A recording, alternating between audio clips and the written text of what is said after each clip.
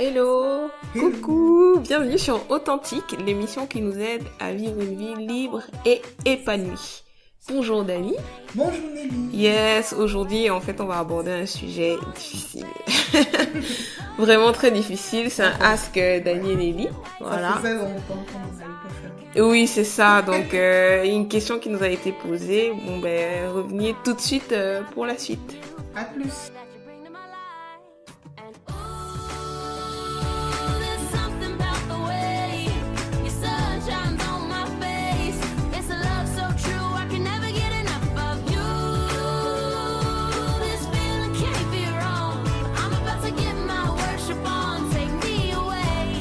It's a beautiful day. Yeah, yeah, yeah. It's a beautiful day. Yes, alors c'est quoi le sujet Dani? Waouh, c'est un sujet tellement difficile que je ne sais pas comment l'aborder, c'est quoi? Pose la question. Bon, je vais poser la question. Alors, la situation, c'est qu'il y a une sœur en Christ qui a une proche, c'est une femme, qui est proche d'elle et qui a des tendances homosexuelles. Et donc, la question qu'elle pose, c'est de savoir comment réagir dans ce cas. Qu'est-ce qu'elle doit faire ou dire à son amie proche qui a cette tendance homosexuelle, sachant que la sœur en question, c'est une chrétienne, un enfant de Dieu, et qui a une position a priori chrétienne sur l'homosexualité. Donc voilà.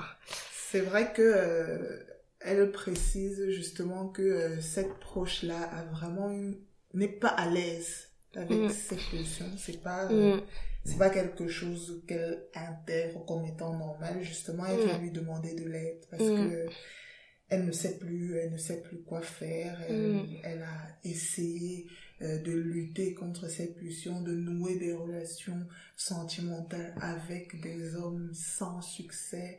Elle s'est abandonnée à des relations avec des femmes et c'était encore pire. Ouais, elle était toujours mal à l'aise. Ouais. Et là, elle est juste vraiment à la croisée des chemins, un peu fatiguée. Et elle vient demander à cette sœur, aide-moi. Et cette sœur nous demande comment on fait pour l'aider.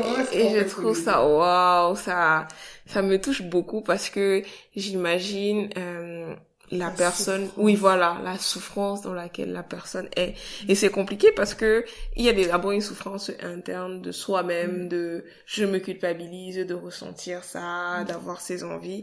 Et puis après il y a tous les gens autour. Comment est-ce que je vais faire pour venir me placer devant des personnes et dire que bon ben les amis, je suis homosexuel. Surtout que dans notre société africaine, contrairement à la société occidentale où c'est plutôt quelque chose de banalisé, complètement intégré à la culture, c'est plutôt le contraire qui serait vraiment choquant. Mais on n'en est pas encore là dans notre culture africaine et il y a encore sur ce sujet une réalité de ce que cette tendance est mauvaise.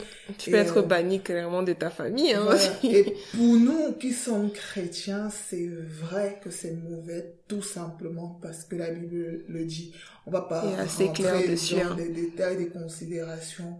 Voilà, la Bible dit que aller avec des personnes du même sexe, ce n'est pas... C'est une abomination, le terme utilisé. C'est pas quelque chose que le Seigneur agrée. Il y a plein de choses que le Seigneur a en horreur et ça en fait partie. Donc ça, c'est juste un point sur lequel on ne veut pas se focaliser. C'est un fait, c'est intégré pour nous et pour les auditeurs chrétiens qui nous suivent. Mais maintenant, il y a la réalité de se dire, ok, ça c'est la théorie, c'est une abomination comme les chrétiens aiment le balancer à la figure de tout le monde. C'est un péché, c'est quelque chose que le Seigneur n'aime pas, je préfère dire. Mais on a la réalité d'un proche. Si c'était ma sœur, moi ce que je veux lui rappeler, c'est que indépendamment de son péché, de sa pulsion, comme moi j'ai une pulsion pour la gourmandise, un péché de paresse, indépendamment de ce péché, le Seigneur l'aime. Et a compassion. Le Seigneur l'aime et a compassion d'elle. Le Seigneur pleure avec elle sur son cas. Le Seigneur compatit à sa souffrance. Et voilà, le conseil que je donnerai à cette sœur, c'est qu'elle soit la manifestation de l'amour de Dieu pour cette sœur. Moi, ça m'émeut, quoi. J'ai la voix qui tremble, mais on dit que le Seigneur l'aime. Comment est-ce qu'elle va voir que le Seigneur l'aime si la personne en face d'elle ne lui montre pas que le Seigneur l'aime? Donc, pour moi, c'est le point important. Concernant cette sœur, en plus, qui a la conscience de son fardeau, de son péché, c'est de dire que le Seigneur est venu pour porter notre fardeau. Le Seigneur t'aime. Oui, c'est ça. Pour moi, c'est vraiment la première chose, en tout cas la première réaction que je conseillerais d'avoir, c'est d'avoir beaucoup de compassion pour la personne, parce que en fait quelqu'un qui souffre n'a pas besoin d'entendre que ce qu'il fait est mauvais. Ce n'est pas ça. Il a besoin de voir quelqu'un qui se met un peu à sa place et qui compatit. Et c'est un peu ça, de pleurer avec la personne, de dire que ça doit être difficile, de dire que je comprends que si tu es mal à l'aise par rapport à ça et que tu te culpabilises, ça doit être difficile à vivre, à dormir la nuit, avec des pensées comme celle-là. Voilà, et de vraiment beaucoup parler de l'amour de Dieu, je pense, hein. Et c'est vrai que autant si ça avait été dans un contexte occidental, je n'aurais pas autant mis l'emphase sur la relativisation de son péché. Mais je le fais parce qu'on est dans un contexte différent et qu'on a tendance à classer les péchés. Je vais pas être pointée du doigt dans la rue aussi souvent que si je dis que voilà, j'ai du mal à me lever tous les matins, contrairement à elle qui dira que je suis attirée par les femmes. Et voilà, moi le premier point, c'est vraiment de remettre ce péché à sa juste place. C'est du péché, de la même manière que les autres péchés, et d'enlever le poids de sa culpabilité. Après, la seconde chose que j'aurais envie de dire, c'est que la sœur dit qu'elle a beaucoup prié pour demander au Seigneur de la délivrer de cette pulsion, de la sauver de ce péché, d'effacer ça de sa vie. Et moi, j'avais envie de lui dire que le Seigneur veut plus pour toi que de juste enlever ce fardeau. Il pourrait t'enlever ce fardeau que tu ne serais quand même pas sauvé, quoi. Et que le meilleur remède, le remède par excellence que nous on connaît en tant que chrétiens, c'est vraiment la puissance salvatrice du sang de Jésus-Christ. Le Seigneur ne veut pas juste te sauver de la honte, de porter cette tendance, ou bien de la gêne que ça te procure, mais le Seigneur veut sauver ton âme. C'est ça. Il veut te sauver entièrement. Il veut que tu sois gagné à lui. Oui, et ça fait partie vraiment des choses qu'on conseillerait à la sœur en question de dire à son ami proche, hein, de vraiment s'abandonner à Jésus, de donner sa vie complètement à Jésus, et qu'une fois qu'on donne sa vie au Seigneur, il y a beaucoup de choses qui on s'en rend pas compte, hein, mais il y a beaucoup de choses par lesquelles on pouvait être lié qui s'arrêtent du fait qu'il y ait eu un transfert entre, comme la Bible dit, du royaume des ténèbres au royaume du Fils.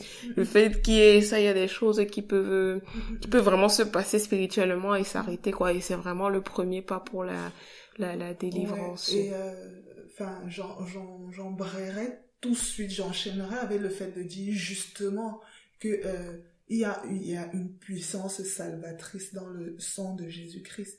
Mais attention, ce n'est pas le salut de notre enveloppe corporelle. Ce n'est pas nécessairement ce salut-là. C'est souvent aussi le cas, mais pas toujours. Je veux bien attirer l'attention sur le fait que les Juifs à l'époque de Jésus croyaient que Jésus était vraiment le Messie, qu'il les délivrait du joug romain. Mais c'est pas du tout ce qui s'est passé. Il était venu pour les délivrer du péché, en fait. Et de savoir que il y a une puissance salvatrice. Le Seigneur vient d'abord pour sauver notre âme, et que notre âme est sauvée en dépit des péchés qui restent attachés à notre enveloppe charnelle. J'aime beaucoup l'image que un de mes pasteurs disait, c'est que on est sauvé, mais c'est comme si on traîne à nos pieds un cadavre puant. Le cadavre puant, c'est vraiment la chair dont on ne peut pas se séparer parce qu'on vient encore de ce monde. Mais cette chair, ce fardeau, ces péchés, cette pulsion homosexuelle, cette paresse, même si on, étant sauvé, ne fait plus notre identité. Yes, faut crucifier ça. Voilà, c'est mort à la croix. Même si ça se manifeste encore dans notre vie de temps en temps, c'est mort à la croix. Et c'est ce que j'essaierai de faire comprendre à cette sœur, c'est de lui dire que ce que tu gagnes dans le fait de t'abandonner à Christ, c'est un paix, un réconfort, un abri sûr. Le Seigneur ne nous dit pas que en venant à lui, c'est la fin de nos souffrances et de nos turpitudes terrestres. La promesse qu'il nous donne, c'est qu'il sera toujours avec nous. Et j'aimerais vraiment que cette sœur prenne la dimension de la grâce que c'est d'avoir le Seigneur qui marche à côté de nous dans nos turpitudes. Ça fait toute la différence. Ça fait toute la différence. Et peut-être ce que je peux rajouter en plus dans la grâce qu'on obtient quand on devient enfant de Dieu, on reçoit aussi la capacité de pouvoir résister au péché.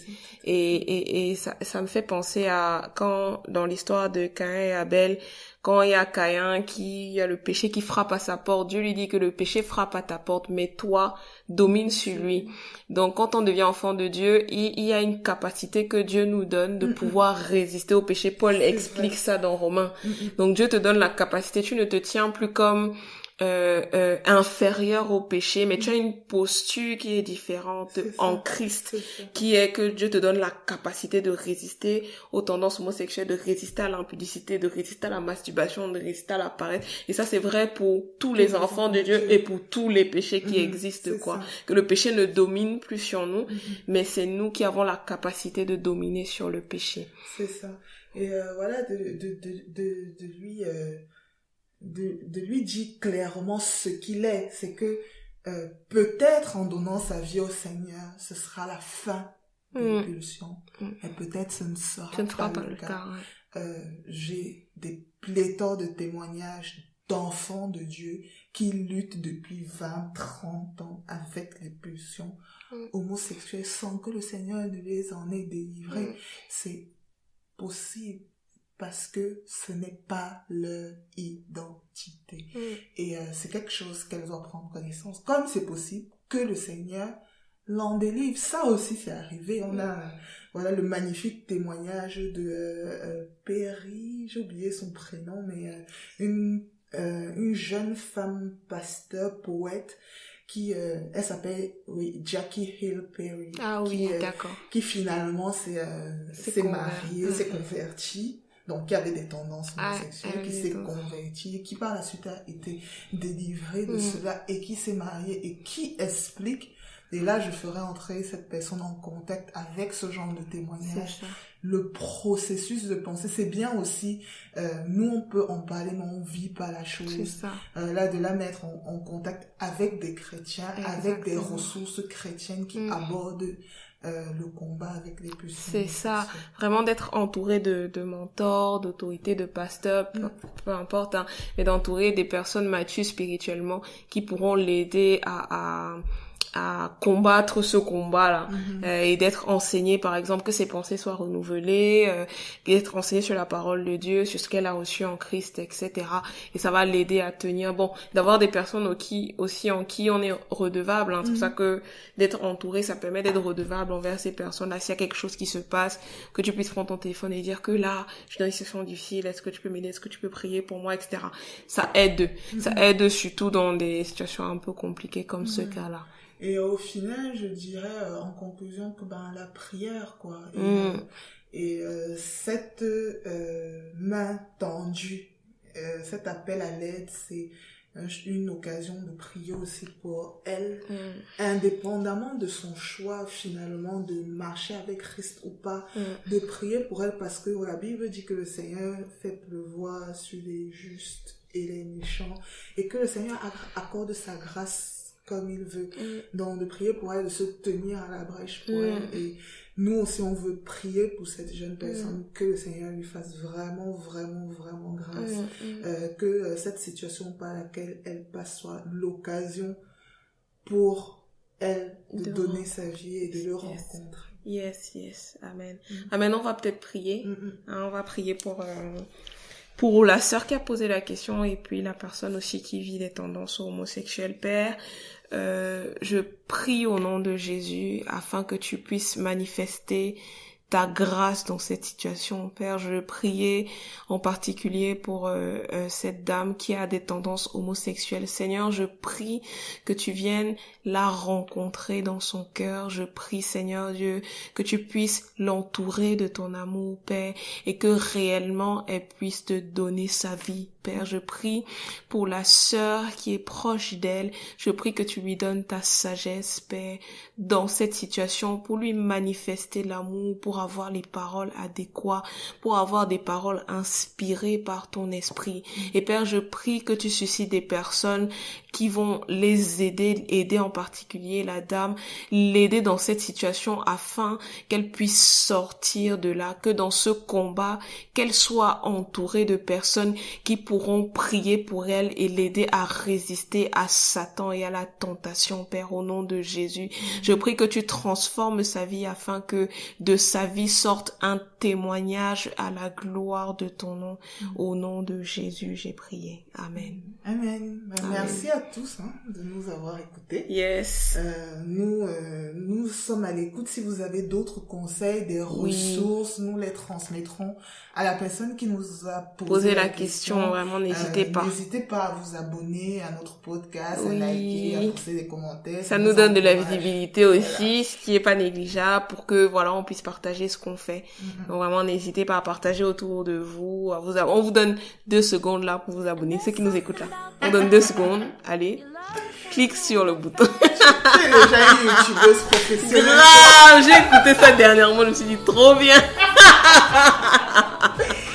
Trop bien. Allez. À la prochaine, portez-vous bien, que Dieu vous bénisse. Take me away on this beautiful day. It's a beautiful day. It's a beautiful day. It's a beautiful day. Such a beautiful day. Mais tu sais que j'ai écouté ça sur Opie Nayo. On vous donne 2 secondes là pour... Je les ai écoutés. Trop marrant. Ça faisait longtemps en plus et j'ai adoré. Je me suis dit que mais pourquoi? Comment je les écoute plus?